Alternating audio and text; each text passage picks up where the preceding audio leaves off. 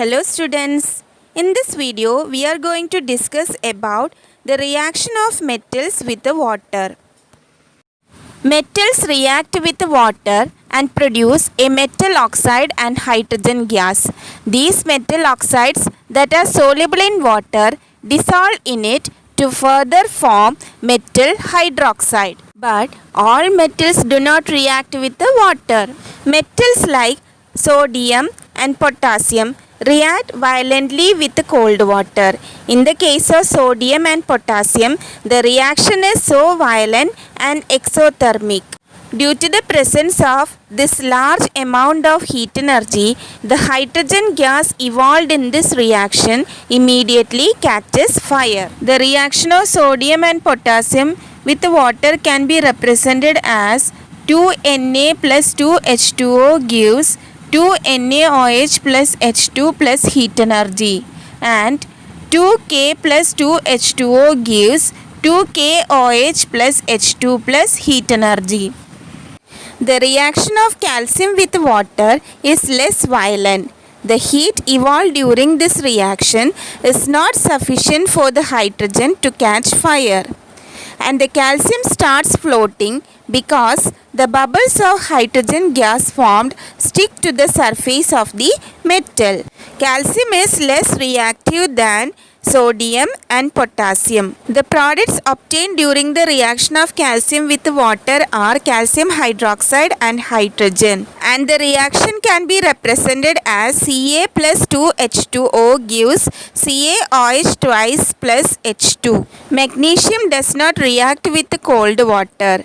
It reacts with hot water to form magnesium hydroxide and hydrogen. It also floating due to the bubbles of hydrogen gas sticking to its surface. Magnesium is less reactive than sodium, potassium and calcium. The reaction of magnesium with water can be represented as Mg plus 2H2O gives MgOH twice plus H2. Metals like aluminium, iron and zinc do not react with either cold water or hot water. They react with steam to form the metal oxide and hydrogen.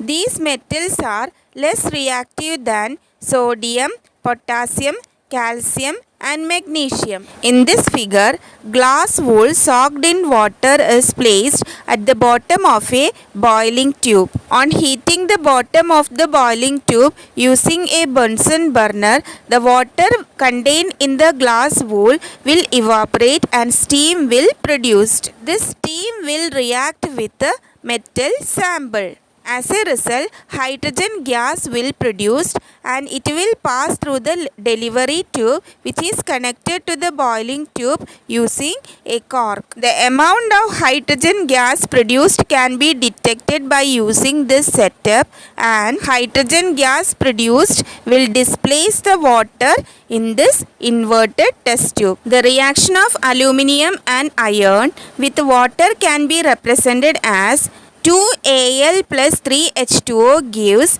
Al2O3 plus 3H2, and 3Fe plus 4H2O gives Fe3O4 plus 4H2.